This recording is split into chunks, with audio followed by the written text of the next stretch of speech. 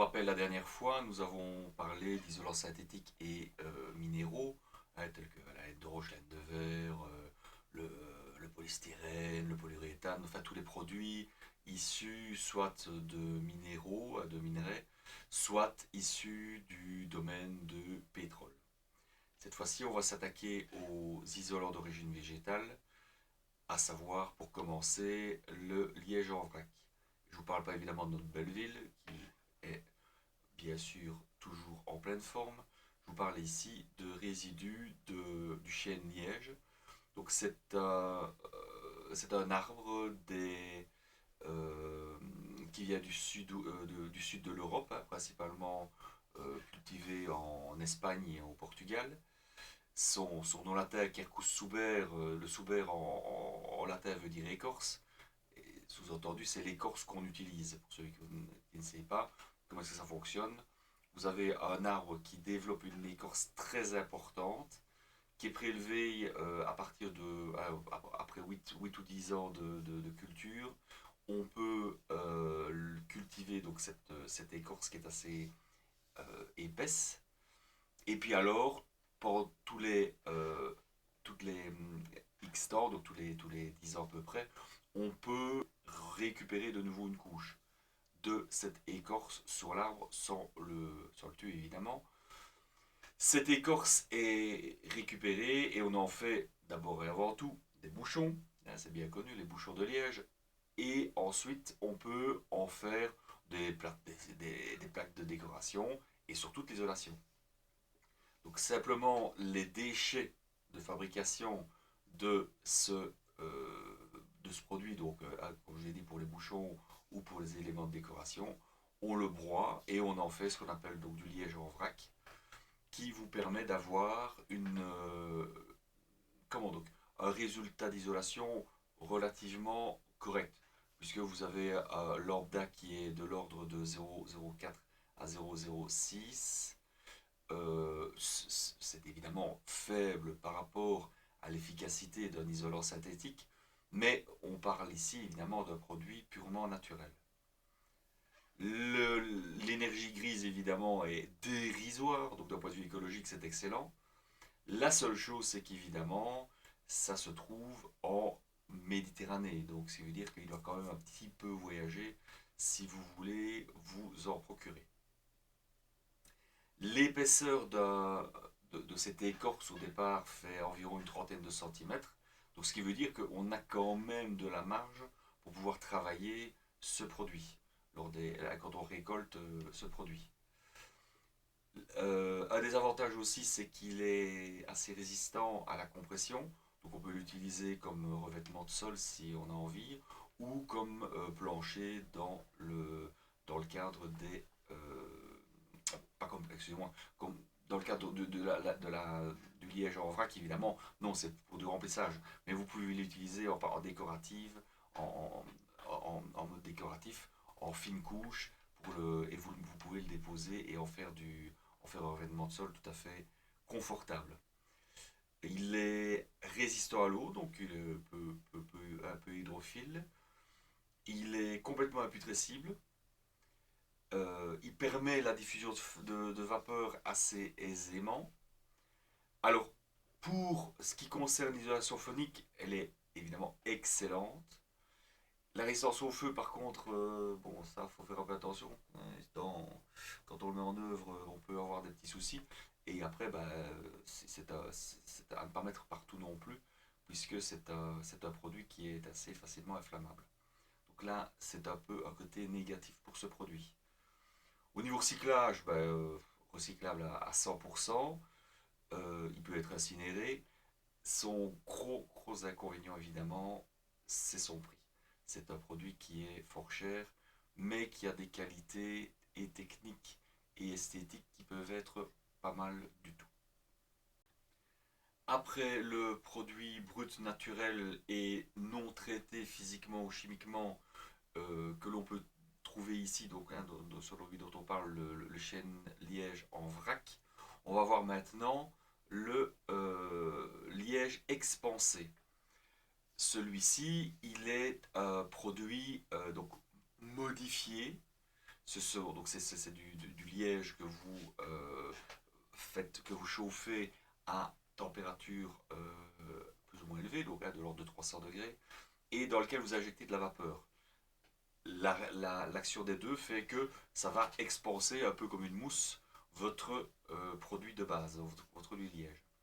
Il faut savoir que ce produit, qui est sous forme de panneau ou peut être également sous forme vrac, d'ailleurs comme le précédent que l'on a vu, ce qui veut dire que lorsque vous mettez en œuvre un produit comme celui-là avec, avec le produit vrac, vous êtes obligé donc d'avoir une structure portante qui sera déposée au sol. Vous allez verser votre produit en vrac, hein, qu'il soit sous forme expansée ou sous forme brute, et vous allez ensuite revenir recouvrir avec une couche de finition qui sera portante. Ce qui veut dire que le produit que vous mettez en œuvre ici ne peut pas par lui-même s'autoporter. Il a une bonne résistance à la compression, vous pouvez l'utiliser comme élément de finition en couche mince, mais derrière ça, vous devez toujours avoir une structure type béton ou plaque d'OSB ou équivalent pour maintenir, pour supporter les efforts pour les mises en charge. Alors, ce produit, comme je vous ai dit, est un produit qui est modifié physiquement par l'industrie. Donc, ce qui veut dire qu'évidemment, au niveau énergie grise, ça va être un petit peu délétère, puisqu'il va falloir le chauffer, et que pour le transport et pour comme c'est un élément qui, quand il sera expansé, il sera sous forme de plus grosse que produit à l'origine, pour le même poids, ça va vous coûter évidemment plus cher de transporter cet isolant. Il a un lambda qui n'est pas mauvais, qui est de 0,036 à 0,042, donc c'est tout à fait raisonnable. Si on revient sur l'autre, ben on était quand même largement au-dessus, hein, 0,04 à 0,06. Euh, le, le produit en lui-même, comme il est sous forme de panneau, peut être utilisé pour les toitures plates et pour les façades. Vous pouvez le mettre en œuvre vous-même, c'est assez simple. C'est un produit tout à fait agréable à travailler, facile, qui ne gratte pas, il n'a pas de souci. Au niveau confort, et ça c'est valable pour le précédent également, le confort en été, donc l'inertie de cet isolant est assez important. Donc ce qui veut dire que vous avez des déphasages entre la nuit et le jour qui sont assez importants. Donc ce qui veut dire que vous pouvez vous permettre de maintenir une température relativement stable nuit et jour, tant pour la chaleur que pour le froid. Le produit est imputrescible, donc absolument pas trop sensible pas sensible à l'humidité. Il est complètement renouvelable, hein, complètement écologique et renouvelable. L'isolation phonique est pas mauvaise, hein, si vous l'utilisez comme revêtement de sol pour éviter les transmissions par choc, ça fonctionne très très bien. Il est insensible aux rongeurs, il ne crée pas le tassement. Attention, tassement ne veut pas dire résistance mécanique importante. Donc ça veut dire que si vous le déversez en vrac dans vos caissons, si vous remettez, si vous fermez le caisson, vous l'ouvrez 20 ans plus tard, il aura toujours la même épaisseur. Ce qui ne sera pas le cas, par exemple, de certaines laines comme les laines minérales laine de verre, par exemple, où elles, au bout d'un certain temps, ont tendance à s'affaisser. Et dans un mur, c'est encore pire, évidemment. Donc là, c'est un avantage ici pour celui-ci, puisque celui-ci, il ne va pas évoluer quant à sa qualité d'isolation dans le temps. La durée de vie de ce produit est très importante.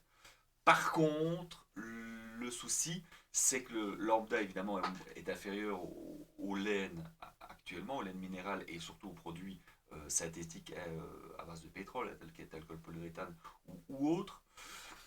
Le comportement au feu est complètement mauvais, hein, forcément, ça reste du bois. Hein, le bois, par nature, ça a tendance à légèrement brûler.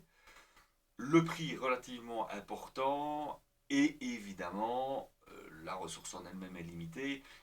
Et il faut bien savoir que c'est un peu comme pas mal de ressources de ce type-là, c'est que vous ne savez pas les trouver dans nos régions, par exemple. Il faut aller dans le sud de l'Espagne ou du Portugal ou éventuellement de l'Italie pour en avoir. Ça, c'est un problème. Ce n'est pas ça a beau être un produit écologique, ce n'est pas un produit que vous savez trouver ici dans la région. Voilà ce qu'on peut dire sur le liège. Alors maintenant, nous allons aborder ce qu'on peut faire avec le bois, ou en tout cas les déchets de l'industrie du bois, puisque les panneaux que l'on va, enfin les produits qu'on va définir maintenant, donc soit de la fibre vrac, soit les panneaux, sont des produits qui sont issus de déchets dans le cadre des scieries. Donc cette fibre en bois que vous pouvez voir ici, comme vous pouvez voir, quand elle est mise en vrac, la mise en œuvre doit être faite via un professionnel avec des pompes spéciales et des produits de mise en œuvre. Le monsieur que vous voyez qui le vide manuellement est quand même, je vais dire, un travail beaucoup plus fastidieux. En général, on utilisera plutôt la technique, un peu comme pour l'ordre de cellulose qu'on verra plus tard, de l'insufflation dans des caissons euh, étanches. Bon. Alors, la fibre de bois, alors, comme je vous ai dit, c'est un produit qui est euh, une récupération de toute une série de chutes de bois, de produits qu'on trouve en Syrie. Dans nos régions, évidemment, ce sont plutôt des bois résineux qu'on utilise. Le défibrage se fait un petit peu comme de la laine avec des produits qui défait les fibres avec des systèmes de peigne ou de carde, qu'on appelle ça. Euh, la matière première en elle-même, évidemment, a l'avantage énorme d'être complètement renouvelable. Quand on sait que le produit est disponible en grande quantité dans nos régions, c'est un produit qui peut être utilisé assez facilement à des coûts tout à fait décents. Donc les sources principales, c'est sapin, épicéa et mélèze. Ce sont des essences que l'on trouve beaucoup dans nos régions et dans les régions Europe du Nord, on va dire, hein, en commençant par la France d'ailleurs. C'est un produit qui est complètement recyclable et recyclé.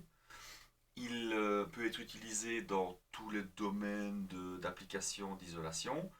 Attention que comme c'est un produit en vrac, vous devez toujours avoir ce produit euh, qui est placé dans des caissons ou dans des systèmes de rétention. Vous n'allez pas le mettre en œuvre dans des cloisons verticales, je vais dire de manière simple. Euh, le produit n'a pas en vrac en tout cas, n'est pas traité chimiquement ni physiquement. Il reste le plus naturel qui soit. Alors pour la mise en œuvre, c'est un petit peu comme toutes les fibres type laine de roche ou laine de verre. C'est que ça a tendance à irriter un petit peu, même si les particules et les fibres sont de plus grosse taille que pour les fibres de verre et les laines de roche, on a, on a quand même ce risque d'irritation, mais bien plus faible qu'avec la haine de roche et la haine de verre. Pour ce qui est de la résistance mécanique, bah, c'est bull, zéro. Ça n'a aucune résistance mécanique. Donc vous ne savez pas marcher dessus, vous ne savez rien faire avec. C'est comme pour ça que je vous disais qu'il fallait mettre en œuvre dans les caissons. C'est un produit qui, bon, par nature, hein, puisque c'est un produit naturel, a tendance à pourrir assez facilement. Donc il ne tient pas du tout à l'humidité. Il diffuse assez facilement la vapeur d'eau, par contre, c'est l'avantage. Euh, c'est un excellent isolant acoustique.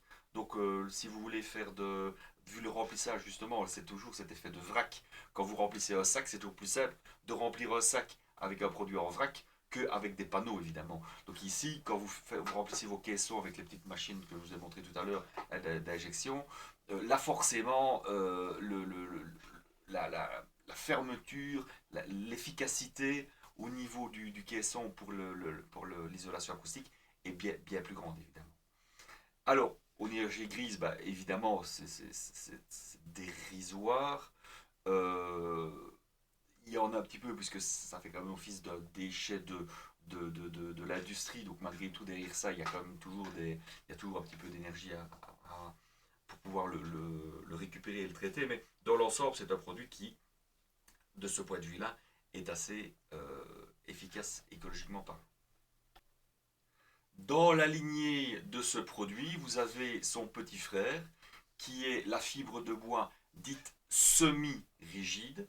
Alors, je dis bien semi-rigide parce que vous avez après ça la rigide. La semi-rigide a toujours le même problème, c'est qu'au niveau résistance mécanique, c'est un peu mieux que la précédente, Et malgré tout, vous ne savez pas marcher dessus, vous ne savez pas en faire des panneaux d'isolation type Sarking ou autre. Vous ne savez l'utiliser que l'appliquer en sous-couche ou en couche inférieure. En fait. Donc, cette fibre est utilisée et récupérée comme la fibre précédente par un principe de cardage. Donc, un peu comme votre laine de mouton là, que vous prenez et vous mettez dans les. Pour faire des fils de laine ou faire de la laine. Le défibrage se fait après lorsqu'on a des restes de scierie, comme vous voyez, ou simplement des arbres dont on ne sait rien faire dans le cadre de l'industrie. Les matelas sont façonnés sous forme à sec, donc ça veut dire on les assemble grâce à des éléments, grâce à de la mécanique, je vais dire. Hein. Il y a quand même un petit peu de fibres non naturelles, donc de fibres polyester, donc des fibres en plastique, mais qui amènent une certaine structure, mais dans l'ensemble, c'est un produit qui reste quand même relativement proche du produit purement naturel. Euh, Vu malheureusement le côté assez négatif concernant concernant le produit, concernant le feu, vous avez donc un produit ici qui est traité au borate et autres pour les rendre ignifuges ou en tout cas retardateurs de flamme ou en tout cas pour éviter de transmettre un incendie dans la mesure du possible. Le lambda est toujours comparable à celui du Shiny Edge de tout à l'heure. La masse volumique est relativement faible, 35 kg, de 35 à 60 kg du mètre cube, ce qui en fait évidemment un produit, si vous devez l'appliquer dans le cadre des structures portantes, relativement léger à mettre en œuvre. Et facile à mettre en œuvre d'un point de vue poids, donc vous n'avez pas besoin de faire du sport pour pouvoir le mettre en œuvre, mais en plus, il s'agit d'un produit qui n'alourdit pas votre toiture. Alors ce type de panneau a l'avantage d'être utilisé pour isoler, donc, comme j'ai dit, les toitures, donc ce qui veut dire qu'il a un bon effet d'inertie, donc ce qui veut dire que vous pourrez avoir un meilleur confort en été. Comme j'ai dit, isolation phonique, pas mal du tout. La durée de vie, toujours de l'ordre d'une cinquantaine d'années. En tout cas, pas de limite à l'heure actuelle, puisqu'on n'a pas encore assez de recul, mais a priori, c'est un produit qui a un bon maintien dans le temps. Euh, Concernant la mise en œuvre, vous pouvez quasiment l'utiliser dans tous les domaines de la maison ou du bâtiment que vous désirez isoler. Alors venons-en maintenant à la fibre de bois rigide. Ce sont des panneaux, donc, comme on le dit, rigides. Vous avez donc un produit qui est bien fini, qui est résistant à la compression de manière assez importante. Vous constatez qu'on peut le mettre soit en sarking, soit en panneau de façade. Ça permet pour les rénovations d'être assez efficace, bien qu'on doive travailler évidemment, comme toujours, dans des épaisseurs plus importantes que pour les panneaux synthétiques. Je vais aborder ici une notion qui est assez importante dans le domaine de la construction, c'est le sarking. C'est un terme que vous avez déjà entendu précédemment dans la vidéo, notamment ici je viens d'en parler avec les panneaux rigides en bois, en fibre de bois, pardon. Le sarking, qu'est-ce que c'est? Il s'agit d'une méthode assez récente des rénovations de toiture qui permet de faire une superposition de l'isolant en toiture par rapport au gîtage existant. Okay, donc vous avez votre gîtage, vous pouvez avoir un isolant entre les deux déjà fini, et vous avez votre système de support éventuel, puis votre voligeage, et vous pouvez déposer et fixer votre isolant, en n'oubliant pas évidemment de mettre le fer à vapeur avant. Vous remettez par-dessus, comme c'est un isolant rigide, un lattage, un contre-lattage, et puis vous pouvez mettre la finition que vous avez précédemment enlevée et que vous pouvez remplacer ou remettre en place, que ce soit des tuiles ou des ardoises, ou du zinc ou des éternites, tout ce que vous voulez. Bon. L'avantage principal de cette technique, c'est que vous avez une uniformité sur tout l'isolant. il est clair que si vous devez commencer à isoler entre vos gîtes, ça va pas être terrible. Vous n'allez jamais avoir une isolation ultra uniforme parce que votre bois n'est pas toujours très droit. Votre isolant rigide ou semi-rigide va ne pas parfaitement épouser les formes. Ou vous pouvez simplement avoir une finition intérieure qui est impeccable, à plafonnage ou à latage ou que sais-je, et que vous n'avez pas envie forcément d'aller modifier. Donc cette technique permet évidemment d'avoir tous ces avantages. En complément, vous avez en plus la possibilité, si vous avez un isolant vertical qui vient qui vient se raccorder, ben, le raccord sera beaucoup plus parfait si vous avez quelque chose d'uniforme et de droit avec quelque chose qui vient verticalement comme ceci, plutôt que les choses qui viennent entre les gîtes avec quelque chose qui est plus ou moins régulier, je vais dire. Alors, un autre avantage de cette technique est le fait que vous allez, dès le moment où vous aurez isolé votre toiture par l'extérieur comme celle-là, tout l'aspect structurel, donc toute la charpente en elle-même, sera soumise à beaucoup moins de variations importantes de température été-hiver si vous isolez comme ça par l'extérieur. D'un point de vue longévité, c'est évidemment bien meilleur pour elle. Alors l'inconvénient de ce type de placement d'isolant, c'est que lorsque vous avez un isolant qui se trouve dans l'axe je veux dire dans le mur, hein, entre le bloc et la brique, si vous placez, enfin il faut évidemment placer le pare-vapeur proprement, ça pose un problème sur le raccord du pare-vapeur. Là il y a une petite mise en œuvre qui est un peu compliquée que les professionnels, pour laquelle les professionnels doivent faire fort attention. Alors, maintenant, on va aborder la notion suivante qui est celle de la base de ce versant, hein. Donc, ici, au niveau de votre toiture repose sur ce qu'on appelle une sablière. Donc, c'est une poutre horizontale qui est déposée sur le mur. Donc, c'est ceci. Le terme de sablière vient du fait que du temps des bâtisseurs de cathédrales, quand ils avaient terminé leur mur, ils déposaient cette poutre pour venir rigidifier le haut du mur, hein, puisque ça permet comme ça d'avoir une reprise de l'effort de toutes les briques. Et il était déposé sur un lit de sable. Et le sable en séchant avait tendance à s'évacuer, et la poutre à ce moment-là avait le temps de pouvoir prendre place au niveau de sa tête de mur. Bon. Alors, deux solutions, soit la sablière, donc cette fameuse poutre, est à l'intérieur de votre mur, donc intérieur bâtiment, soit est à l'extérieur. Donc la finition de votre isolant sera dès lors légèrement différente. Si vous avez une sablière à l'intérieur, qu'est-ce qui va se passer? C'est que vous allez devoir mettre un renfort complémentaire ici pour isoler, mais vous aurez la possibilité à ce moment-là d'avoir une continuité dans l'axe de votre mur. L'autre solution, c'est de l'avoir à l'extérieur. À ce moment-là, vous devrez venir en surimposition de votre élément pour avoir évidemment tout votre système qui soit bien isolé. Pour information, toutes ces solutions viennent et sont tirées d'un site que vous devez mettre dans vos favoris, qui s'appelle le CSTC.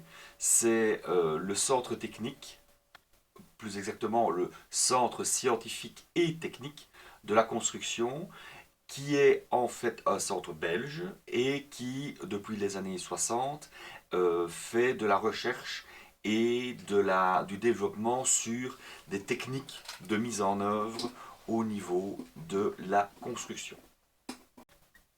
Bon, revenons à nos moutons, plutôt à notre bois, le mouton c'est pour tout à l'heure.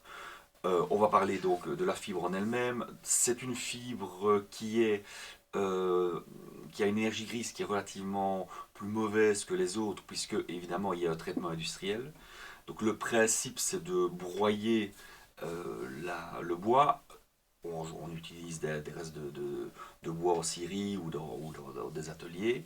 On le mélange avec de l'eau, et puis alors on chauffe, soit à haute température, soit à basse température, en fonction qu'on veut mettre des éléments complémentaires, donc des adjuvants, qui vont permettre au panneau d'être hydrophobe et d'être donc de résister à l'eau. On y ajoute des éléments comme le bitume ou de la paraffine ou d'autres éléments type latex ou silicate qui sont plutôt des produits naturels. L'avantage, c'est que les panneaux qu'on reçoit, on peut les utiliser directement comme sous toiture et d'avoir une très bonne résistance mécanique au final. Alors le prochain produit, c'est le chanvre. C'est un produit tout à fait naturel qui est sur base d'une plante. C'est une plante en fait qui est cultivée depuis très très longtemps puisqu'on en a retrouvé des traces à l'époque des hommes des cavernes, hein, au néolithique. Le produit à l'époque pouvait être utilisé comme base de béton. On le mettait avec un béton de chaux et on arrivait à construire des maisons avec ça. L'avantage énorme d'un produit comme celui-là, c'est d'avoir un pouvoir isolant qui est moyen, mais par contre en été, on a un confort assez important grâce à l'inertie. Et on a un lambda, donc comme j'ai dit, de l'ordre de 0,05 pour une épaisseur standard de l'ordre de 10 cm. On arrive à un R de 2,5, ce qui est tout à fait correct.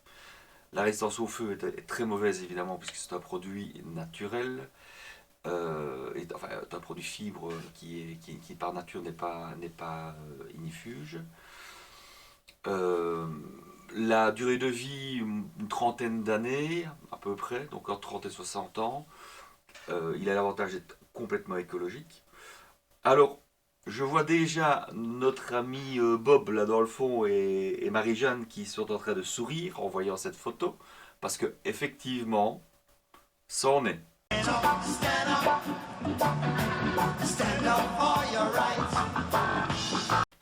Et oui, certaines personnes averties ici sont conscientes de la forme que cette feuille a. Le terme latin pour désigner le chanvre, c'est Cannabis sativa. Donc, cannabis, c'est de la même famille que le produit illicite en Belgique. Je dis bien en Belgique, nous ne sommes pas loin de la Hollande. La différence avec le cannabis que l'on consomme est que la teneur en THC d'un produit comme le chanvre est très très faible. Alors vous pouvez essayer de la fumer, vous aurez peut-être des effets, mais à part peut-être un bon mal de tête, je ne vois pas ce que vous pourriez avoir d'autre. D'un point de vue qualité et d'un point de vue écologique, c'est un produit qui est assez miraculeux. D'abord, il est évidemment renouvelable, hein, forcément, puisque c'est une fibre totalement naturelle sur base d'une plante. On sait le cultiver de manière locale et en très grande quantité.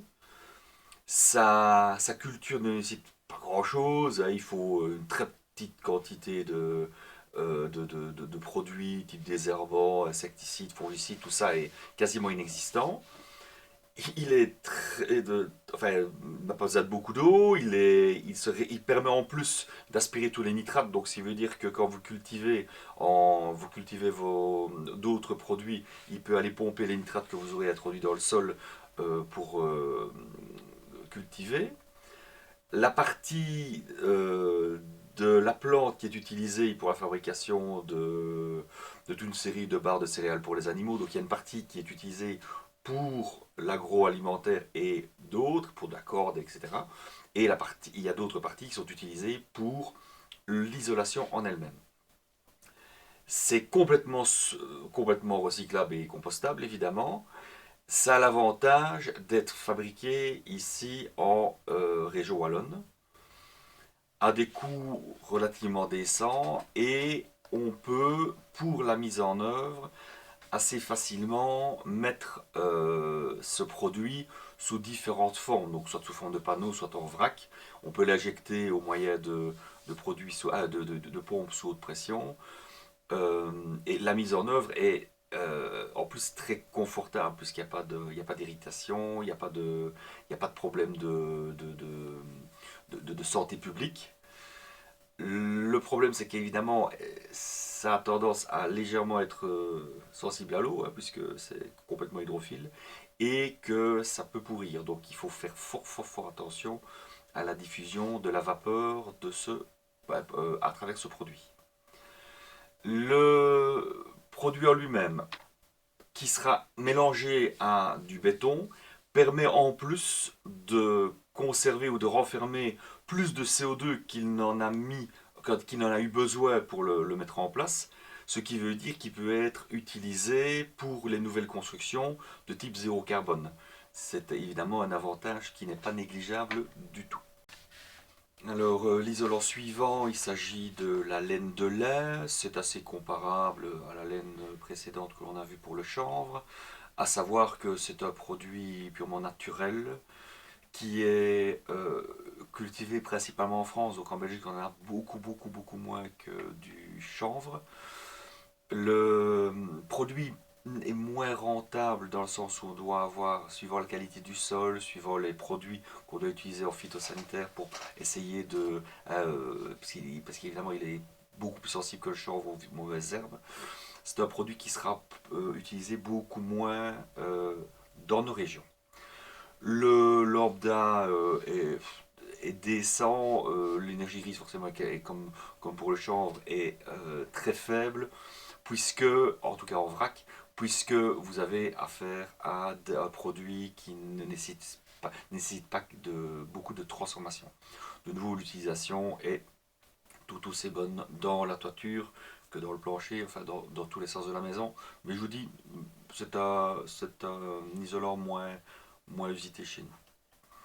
Alors, la fibre de coco, là, c'est un produit encore moins utilisé dans nos régions, qui a des avantages évidemment, mais qui a le problème d'être principalement fabriqué en Asie, dans des pays comme l'Inde ou le Sri Lanka, puisque des cocotiers, comme vous savez, on en a quand même très peu chez nous. Le lambda est toujours de l'ordre de 0,04, donc ça va, mais le problème c'est qu'il s'agit d'un produit très rare ici, donc de nouveaux produits existants mais non utilisés. On peut l'utiliser pour calfeutrer, c'est ce qui est repris ici, donc ce qui veut dire qu'on peut s'arranger pour bourrer avec de la fibre notre système. L'avantage principal, c'est qu'il est purement naturel. Donc le produit que vous allez récupérer n'a pas besoin de substance pour pouvoir le fabriquer. Alors suivant, la paille. Ça, c'est un produit qui est relativement peu usité de nouveau dans nos régions, même si c'est un produit d'un point de vue écologique qui est parfait. Dans le sens où on sait l'utiliser, il n'y a besoin de quasiment aucune transformation industrielle. C'est un produit que l'on retrouve aisément dans nos régions, puisque quand on a recueilli la substance qui nous intéresse quand on le cultive, c'est-à-dire les céréales, la tige en elle-même, on ne sait rien en faire. Donc, enfin, on peut en faire du fourrage pour les animaux, mais on peut également l'utiliser pour isoler. L'avantage énorme, c'est que c'est un isolant qui est complètement écologique, compostable. Il est local, donc ça, évidemment, énergie grise très faible. Il a l'inconvénient, comme toutes les autres fibres naturelles, d'être putrescible et hydrophile, donc problème d'humidité. Euh, il n'a pas une isolation extraordinaire, donc il faut une grosse épaisseur pour que ce soit efficace. Donc le produit en lui-même ne, ne sera réellement utilisé que dans les systèmes d'autoconstruction. Alors suivant, loi de cellulose. Ça par contre, c'est vraiment dans nos régions le produit phare, le produit le plus utilisé pour les isolations où on veut respecter un certain niveau d'écologie.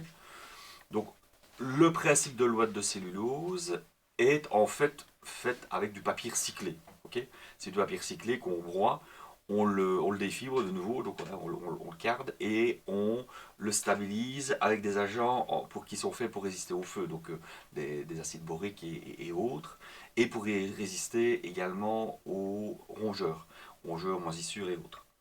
Euh, la matière première donc, est végétale, elle est issue du recyclage, donc ça a évidemment un certain avantage. Il n'y a pas beaucoup besoin de transformation chimique et industrielle, donc énergie grise très faible. pour la mise en œuvre, alors, elle existe soit sous forme vrac, soit sous forme semi-rigide qu'on va voir après. Sous forme vrac, ben là, en fait, on doit utiliser un appareil d'injection. On doit fermer les caissons par, d'un côté, la sous-toiture semi-rigide, donc c'est une sous-toiture beaucoup plus rigide que les sous-toitures habituelles, et de l'autre côté, un élément qui est respirant et qui va retenir, si vous voulez, l'isolant en son sein. Il faut parfaitement le rigidifier, donc il faut parfaitement euh, solidariser ces deux films de l'élément dans lequel vous allez encastrer votre isolant. Il faut l'agrafer, bien le retenir, et vous allez injecter votre isolant sous pression. Le problème, évidemment, c'est qu'il vous faut de l'espace de nouveau parce que quand il sera éjecté, il va bomber. Ce sera quelque chose de très... enfin, je vais dire pour lequel il faut une mise en œuvre assez particulière. Je vais vous montrer maintenant le principe de cette injection. Donc, comme vous pouvez voir, cette machine de flocage est une machine qui fait à peu près la taille d'un homme. La personne, évidemment, doit être bien protégée puisqu'il s'agit quand même d'une fibre un peu... enfin, qui pourrait s'infiltrer un peu partout. Donc, cette machine, quand vous voyez, le transport est assez simple. Le raccordement, vous devez faire un raccordement électrique, donc sur le chantier où vous arrivez, vous devez avoir un élément de raccordement. Ici, c'est la télécommande, donc vous avez une télécommande qui permet à distance de commander et d'envoyer le produit en fonction de l'utilisation. Vous avez votre gros tuyau qui va amener votre produit cardé, donc votre produit qui a été déchiqueté, si vous voulez.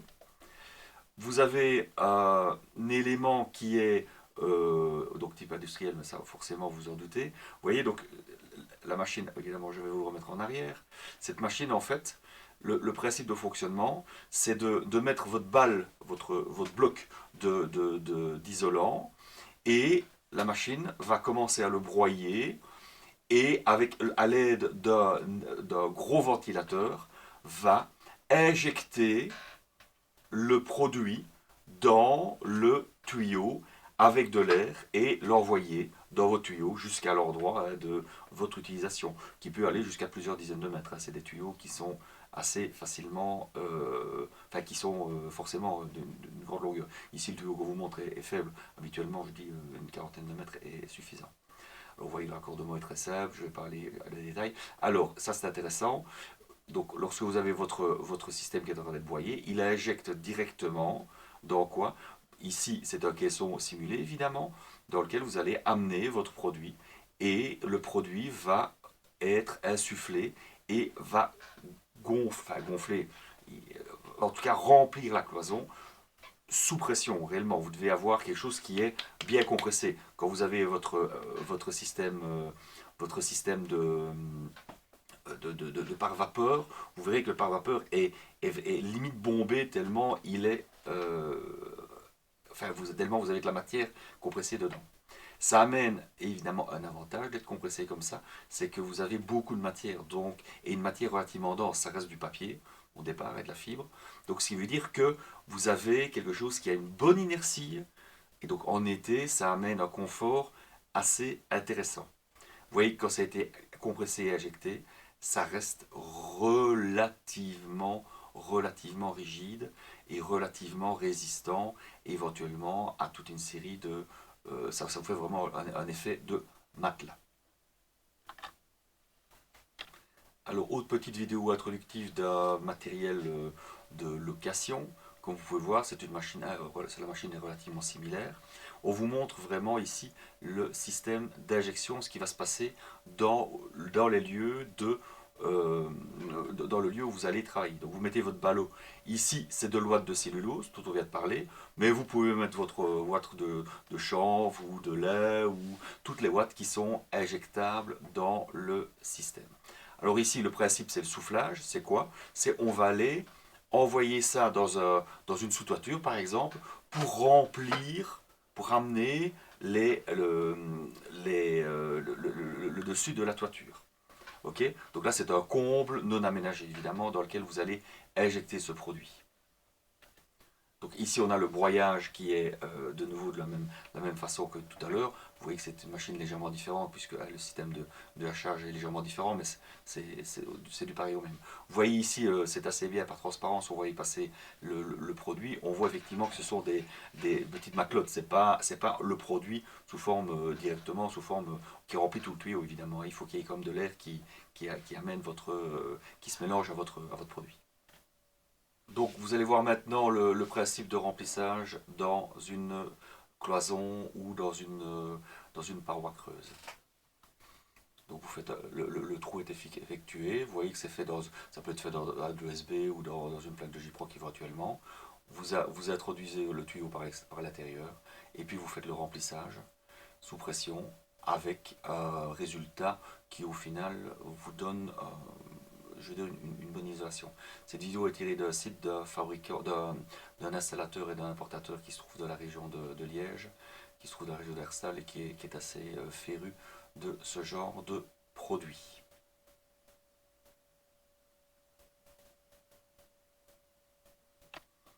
Et je termine par la petite vidéo d'utilisation de chez C'est à la maison que l'on se sent le mieux. Le fait que l'espace de vie soit réglé au climat ambiant idéal joue ici un rôle majeur.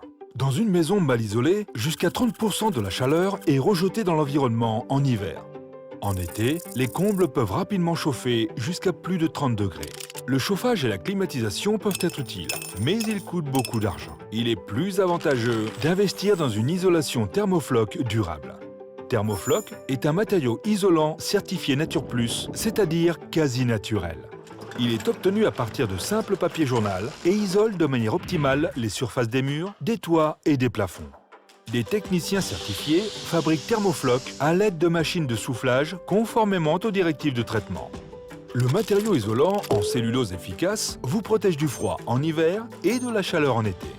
Que vous construisiez du nouveau ou que vous rénoviez de l'ancien, nous vous aiderons à obtenir le meilleur climat ambiant possible.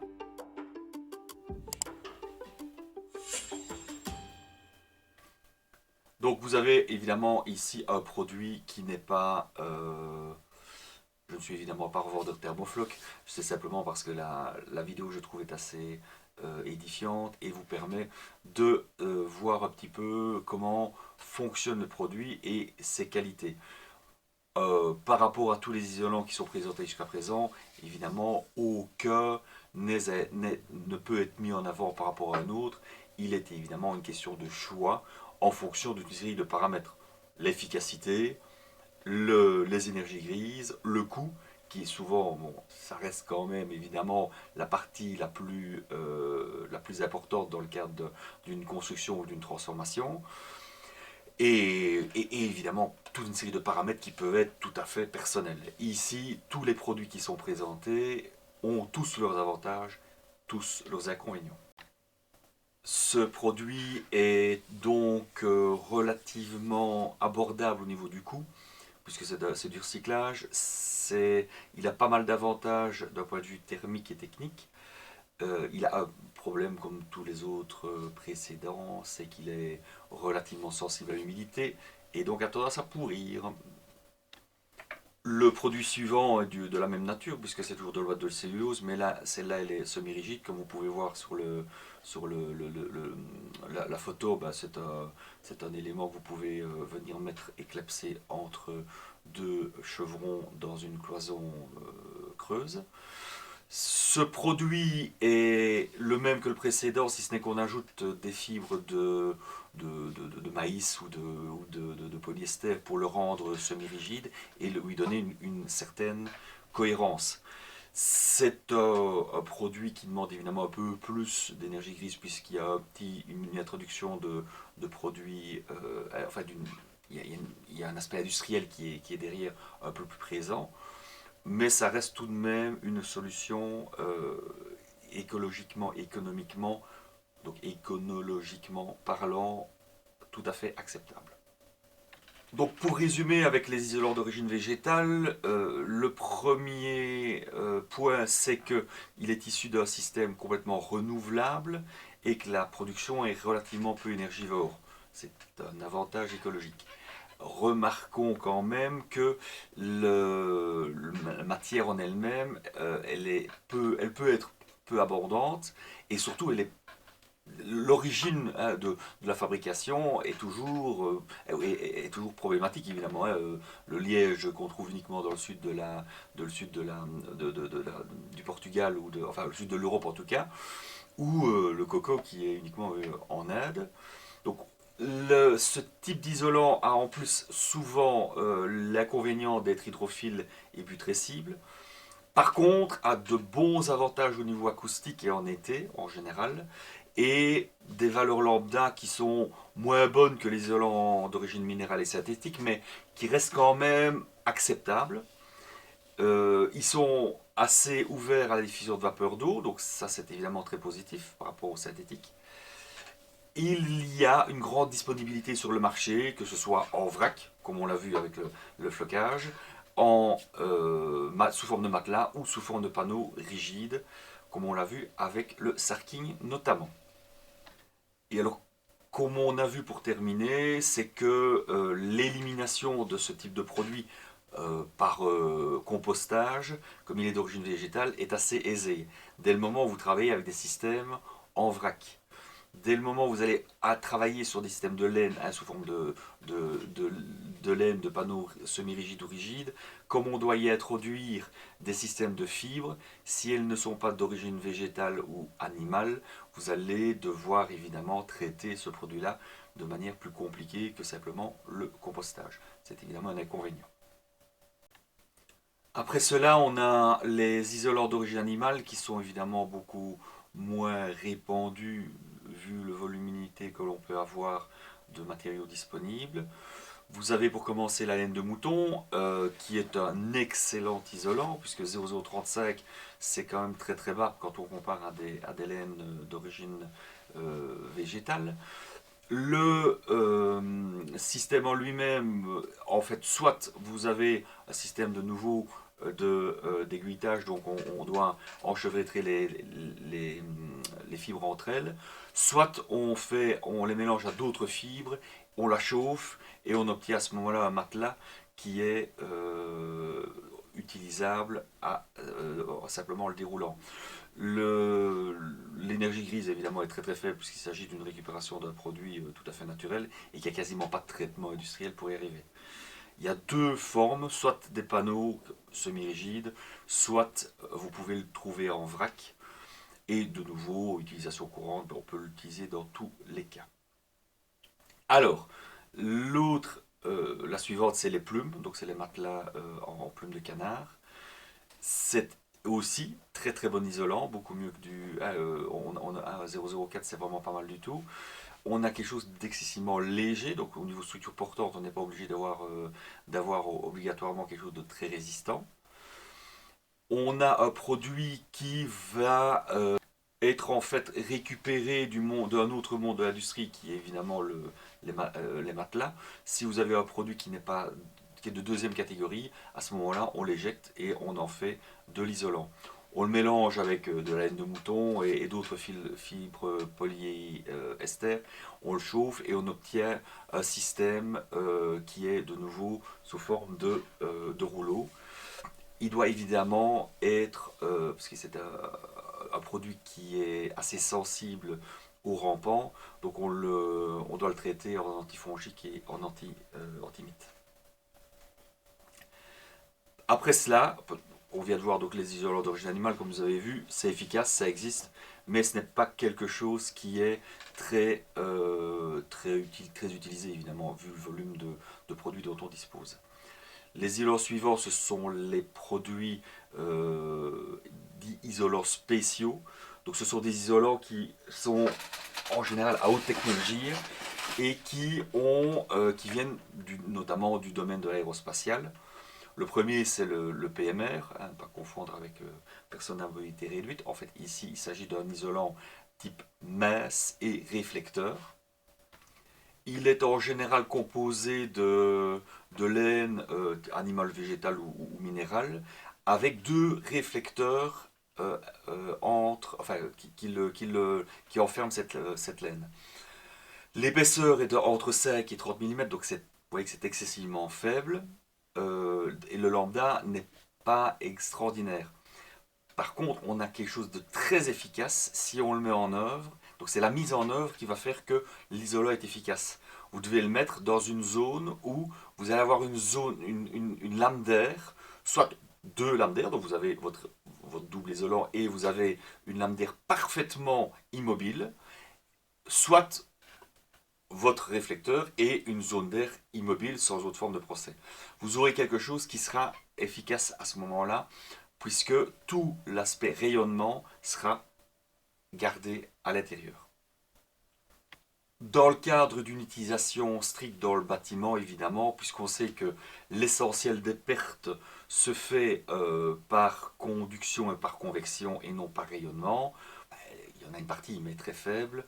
Ce sont des produits qui sont finalement, qui doivent être peu utilisés ou être utilisés en adjonction d'un autre isolant qui lui fonctionnera très très bien sur base de la convection ou de la conduction. Le souci également, c'est que là vous allez les mettre forcément avec le temps, ils vont avoir tendance à s'encrasser avec de la poussière. Donc forcément, la réflexion fonctionnera beaucoup moins bien. Donc si vous reprenez la controverse concernant ce produit, donc le CSTC dont je vous parlais tout à l'heure, l'organisme belge d'études techniques concernant le bâtiment, semble prouver que c'est un produit qui est très très peu efficace s'il n'est pas mis en œuvre correctement, que son efficacité est de l'ordre de 4 à 6 cm de laine traditionnelle. Donc pas grand intérêt et en plus il n'y a pas d'agrément technique, donc ce qui veut dire qu'en Belgique vous ne pouvez pas prétendre à des primes ou des éléments comme ceux-là puisque c'est un produit qui n'est pas reconnu. Produit suivant maintenant, c'est évidemment là des produits beaucoup plus géniaux. Ce sont des systèmes dits à aérogel. Comme vous pouvez voir, soit sous forme de petits cubes, soit sous forme de vrac, soit sous forme de produit qui est contenu dans un autre produit. Donc c'est de l'aérogel dans une laine de roche ou laine de verre. Et vous avez ici des produits qui ont un lambda, le meilleur lambda du marché en fait, puisque vous descendez à 0,011, ce qui est extraordinaire. Ce sont des matériaux qui, d'un point de vue, qui sont fabriqués de manière industrielle. Il n'y a rien de naturel dedans. On dirait un système, on dirait qu'il y a un genre de fumée, si vous voulez, qui est figée dans un gel. La méthode, la technique, en fait, c'est quoi? C'est vous avez un gel de silice, donc un gel à base de sable, on va dire, si on veut, de sable. Vous avez une contenance en eau dans ce gel, vous évacuez cette eau et vous le remplacez par de l'air. Et vous obtenez ainsi un élément qui est non seulement excessivement bon isolant, mais en plus avec ρ, donc une masse volumique qui est dérisoire, puisque vous avez 3 kg par mètre cube, c'est moins que de la plume. C'est effectivement très très très très très faible. Le principe mécanique, c'est qu'en fait, dans votre gel, vous avez des billes d'air, hein, puisque l'eau aurait été remplacée par de l'air, qui sont tellement petites que les molécules contenues dedans seront complètement figées. Donc vous n'aurez plus une excitation possible puisqu'elles seront prises dans un bloc de verre et ne pourront plus bouger. C'est un solide, hein, donc c'est pas un gel, c'est un solide réellement. Il est d'une légèreté, comme je l'ai dit, très très faible. Plutôt légèreté très grande. Donc masse volumique très faible. Alors malgré sa légèreté, étonnamment, hormis son excellente isolation thermique, il a une excellente isolation phonique s'il est bien mis en œuvre. C'est un produit qui a été développé au départ par la NASA et utilisé pour isoler les satellites. Il est composé à 99%, 99,8% d'air, donc autant dire que c'est de l'air principalement. Par contre, le procédé industriel pour la fabrication est tel que le coût est exorbitant. Vous êtes à plusieurs dizaines d'euros le mètre carré pour des épaisseurs de l'ordre d'un centimètre, quoi. C'est vraiment excessif. C'est excessif. Mais c'est efficace. Ils sont principalement utilisés dans le bâtiment en remplissage entre les parois de verre ou de polycarbonate. L'avantage, c'est que comme il est rempli d'air, ou c'est principalement de l'air, il est transparent en fait.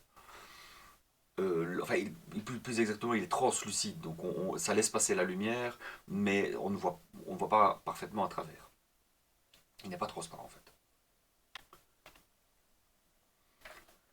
La suite, c'est un produit vraiment très particulier, puisqu'il s'agit d'un isolant sous vide.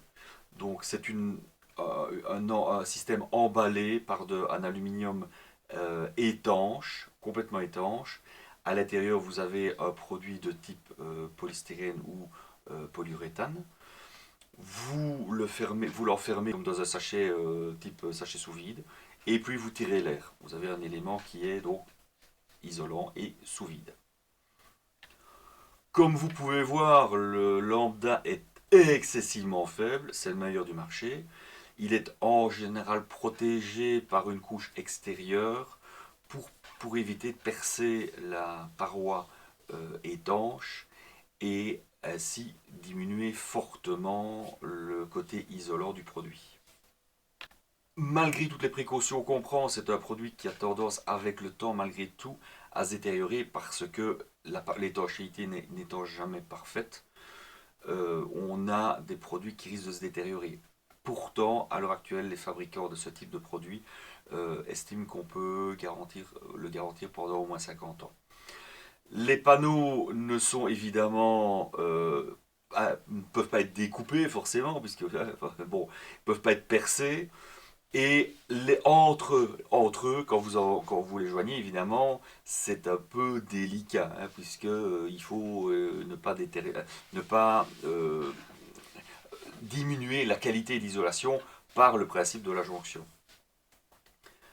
On estime que pour 1 centimètre de produit isolant sous vide, il faut l'équivalent, ce sera 5 centimètres de polyuréthane. Donc vous avez vraiment un rapport très important.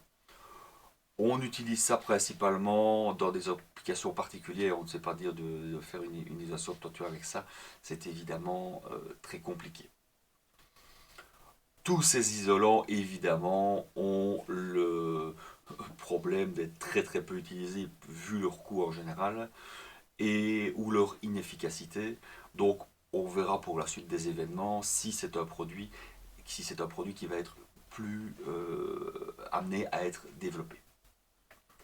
Alors, la dernière partie, ça concerne les structures portantes et isolantes, les deux en même temps. C'est vrai qu'on a vu que le chanvre était un cas particulier et lui pouvait être utilisé également dans des conditions comme celle-là en le mélangeant à du béton. Ici, on parle de maçonnerie portante avec le béton cellulaire.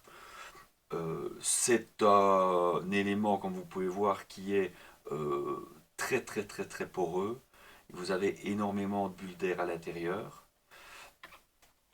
La marque la plus connue pour ce type de béton, évidemment, c'est les fameux blocs Ytong. Le lambda n'est pas très bon, enfin il est 0,065 par rapport à d'autres, aux laines et autres, c'est évidemment moins bon, mais l'avantage c'est que vous isolez en construisant. Vous avez votre bloc et vous avez déjà un certain isolant au niveau de votre système. Le principe de fonctionnement, on mélange principalement du sable, de la chaux, du ciment, une poudre d'aluminium et de l'eau, et ça réagit, ça crée une mousse que l'on laisse monter un peu comme un pain dans un moule, et puis alors on chauffe et on obtient notre bloc Ytong prêt à être utilisé. Comme vous pouvez voir, les épaisseurs minimum sont de l'ordre de 30 à 36 cm pour avoir des U qui sont inférieurs à 0,24. Alors, pour ce mélange, la fabrication, elle imite, en fait, cette fabrication imite la formation naturelle d'un minéral qui a une structure similaire, donc la lave par exemple. C'est un minéral qui n'est pas disponible en grande quantité dans la nature, donc qu'est-ce qu'on fait? On le reproduit euh, en industrie. Pour un volume d'1 mètre cube de matière, on obtient 5 mètres cubes. Donc, on fait gonfler le produit de 5 fois. Le béton cellulaire, il est surtout utilisé, donc l'Itong, il est surtout utilisé en Europe du Nord. Il est un peu moins populaire chez nous. Ça reste un produit, malgré tout, que l'on rencontre encore assez fréquemment dans le bâtiment. Le mur de béton de 20 cm d'épaisseur peut supporter 12 tonnes par mètre linéaire. Donc c'est énorme par rapport à tout autre produit isolant, quel qu'il soit. Le bloc de béton, qui est lui de même épaisseur, ce sera 13,3 tonnes. Donc vous êtes très très proche de la résistance mécanique d'un béton. Son gros problème, c'est qu'il est hydrophile, donc il aime l'humidité. Donc il faut bien le protéger contre l'eau. Par contre, il est très ouvert à la diffusion de vapeur, ce qui est évidemment très positif. Il y a une filière possible, mais qui n'est pas développée pour le recyclage de ce produit. Euh, voilà, à terme, on verra peut-être comment ça va vivre. Mais a priori, à l'heure actuelle, il n'y a pas une grande possibilité de recyclage. Un autre produit qui permet d'avoir et une fonction portante et une fonction isolante, en tout cas semi-isolante, parce que de nouveau, là, les produits portants sont en général beaucoup moins isolants. Comme vous avez vu tout à l'heure avec le chanvre, c'était déjà la même chose. Mais il y a quand même un certain facteur intéressant. Vous connaissez ici ce principe de terre cuite, hein, c'est de la terre cuite alvéolaire. La marque la plus connue belge est Terca, hein, vous avez déjà entendu parler, les constructions Terca. Cette maçonnerie en terre cuite est faite à base d'argile. On met de l'eau, du sable, de la sciure de bois, donc on a quelque chose un petit mélange très sympathique. Vous le mettez au four et vous obtenez des blocs de terre cuite, comme vous pourriez très bien faire avec de la poterie. C'est un produit qui est fabriqué sur base de ressources minérales naturelles, donc c'est pas renouvelable. Mais par contre, évidemment l'argile, comme vous savez, c'est un produit qui est très répandu dans la nature. Donc au niveau quantité pour fabriquer ce type de bloc, on n'a pas de souci. Il est évidemment beaucoup moins isolant et il ne convient absolument pas pour les problèmes de nœuds constructifs. Donc on verra ça plus tard ce que c'est. Mais concrètement, lorsque vous avez des jonctions, lorsque vous avez des changements des changements de surface, etc., ça pose vraiment des gros problèmes. Donc le produit est un peu moins intéressant lorsqu'on veut l'utiliser pour des constructions plus compliquées. Il y a également des systèmes de ourdi, donc des systèmes de support qui fonctionnent avec de la terre cuite, mais le facteur d'isolation est encore plus réduit par rapport au bloc de départ. Ces blocs peuvent être améliorés de manière industrielle. On peut injecter dans ces blocs de la laine de roche ou de la perlite. Vous pouvez ainsi faire descendre le lambda de manière assez drastique. C'est une bonne solution intermédiaire. Là, de nouveau, toujours, c'est un produit qui est en quantité abondante, donc il n'y a pas de souci. La laine, c'est la même chose. Il est utilisable uniquement en mur, hein. Si vous voulez le mettre pour des planchers ou de la toiture, forcément, ça n'ira pas. Donc, ce qui veut dire qu'il faut de toute façon ajouter un autre type d'isolant si vous voulez réaliser une construction complètement isolée. Le produit suivant, c'est le bloc de coffrage. Donc ça, c'est le Lego de la construction. C'est typiquement utilisé par les autoconstructeurs. C'est quelque chose de très efficace parce que vous avez une uniformité de votre isolant et par la même occasion, vous avez un voile de béton central qui est également ultra uniforme. d'un point de vue inertie, d'un point de vue isolation, vous allez voir, c'est extraordinaire. Donc le principe en fait c'est vraiment d'avoir des blocs de Lego. Hein, vous avez ici des éléments qui peuvent s'empiler comme des petites briquettes. Ce n'est pas si petit que ça puisque ce sont des éléments qui font en général de l'ordre de 35 à 60 cm de long en longueur et une trentaine de centimètres en hauteur. Ce ne sont pas des petits éléments. Mais, évidemment, comme il s'agit d'isolants sous forme de polystyrène extrudé ou expansé, hein, c'est extrudé ou expansé, ça dépend un petit peu de la fabrication, vous avez quelque chose de très très très léger à mettre en œuvre. Donc, tip top pour l'autoconstruction. C'est un système qui a été inventé au tout début des années 50 et il n'est applicable évidemment que pour les murs. De nouveau, faire une toiture avec ça serait complètement débile. Les blocs de coffrage permettent de réaliser des murs par empilement à sec. Donc, vous venez, vous faites votre montage. Il n'y a rien à faire. Vous ne devez pas les coller, vous ne devez rien faire. Les deux faces de coffrage sont solidarisées en fait par des entretoises métalliques. Donc, vous avez des crochets métalliques qui joignent les deux blocs de polystyrène. Et vous avez une isolation intérieure, une isolation extérieure. Il va de soi que l'isolation extérieure étant la plus grosse des deux, puisque le but est d'isoler l'extérieur et d'avoir un voile de béton qui est le plus stable en température pendant les périodes chaudes comme les périodes froides. Le dernier type de produit qu'on va voir, ce sont les constructions en bois. Donc les maisons de type on va dire naturel, mais pas vraiment naturel, on y intègre en général des isolants de type laine à l'intérieur. Maintenant, les laines peuvent être évidemment d'origine naturelle. On a trois types de constructions. Ce sont des constructions dites en bois massif, donc les rondins que vous empilez, soit poteau poutre, donc poteau poutre, et vous avez des éléments qui servent de support et le reste vous mettez un parement ou une structure secondaire. Et alors le dernier c'est l'ossature bois qui elle intègre tout en fait. Vous pouvez y intégrer l'isolant, y intégrer les parois, y intégrer surtout toutes les techniques. Vous pouvez y passer les techniques à l'intérieur. Dans tous les cas c'est quelque chose de très intéressant. Donc on nous dit que les systèmes sont applicables à tout. Ben oui, de fait, vous avez votre ossature pour dans la base, les murs et la toiture évidemment. En général, on utilise des résineux pour des raisons de coût et de facilité de mise en œuvre pour sécher les bois, parce que ce sont des bois qui sèchent assez facilement. Ce sont des systèmes qui sont, donc quelle que soit la technique, il va de soi que la technique la plus utilisée, c'est celle de l'ossature bois.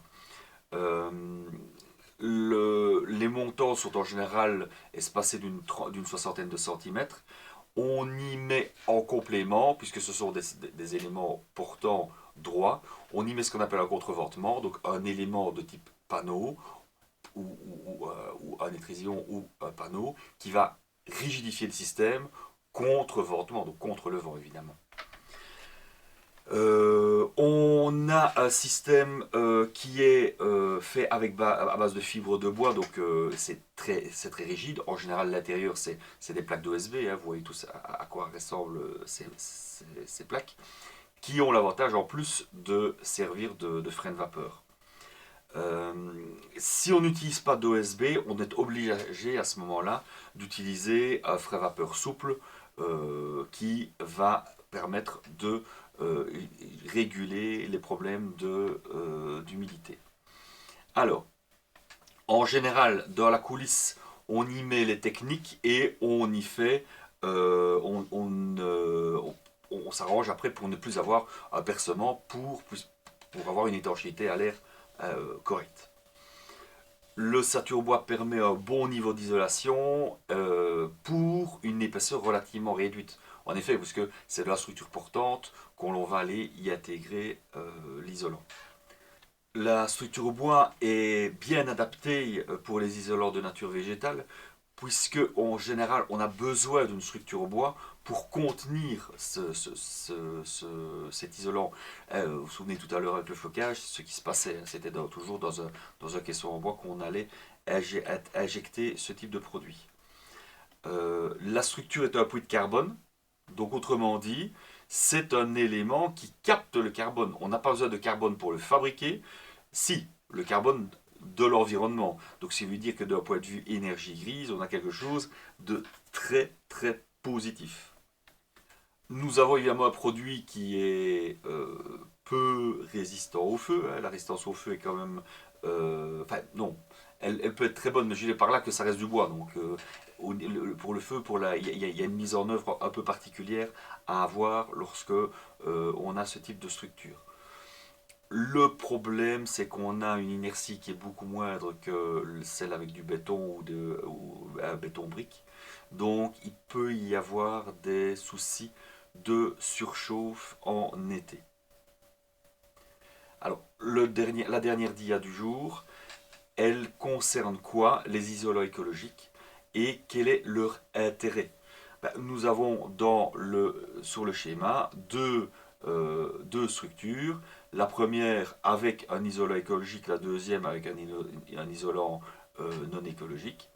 Quel va être l'avantage? C'est qu'il va falloir évidemment beaucoup plus d'énergie grise pour fabriquer votre isolant non écologique. Et donc, lorsqu'on a du passif, donc c'est-à-dire une maison qui consomme moins de 15 kWh par mètre carré et par an, eh bien on constate que le delta en kilowattheure ne dépend que d'une chose principalement, le ratio entre l'énergie grise qu'il faut pour fabriquer la maison avec des matériaux écologiques et des matériaux non écologiques, vous allez donc fortement augmenter l'impact des kilowattheures d'énergie primaire dont vous aurez besoin pour la durée de vie du bâtiment, mais également pour la fabrication du bâtiment. Et vous constatez que plus vous avez des éléments qui sont énergivores, donc la PEB 2010, c'était la norme en 2010 pour les nouvelles constructions, là vous voyez que le ratio évidemment diminue.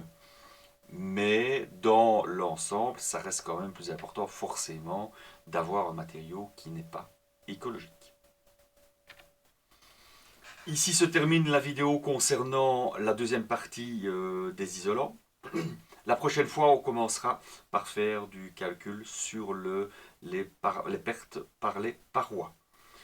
Je vous souhaite une bonne journée. Comme d'habitude, n'hésitez pas, vous connaissez mon adresse, pour la moindre question, la moindre remarque ou la moindre information complémentaire à ajouter. Passez une bonne journée. À bientôt.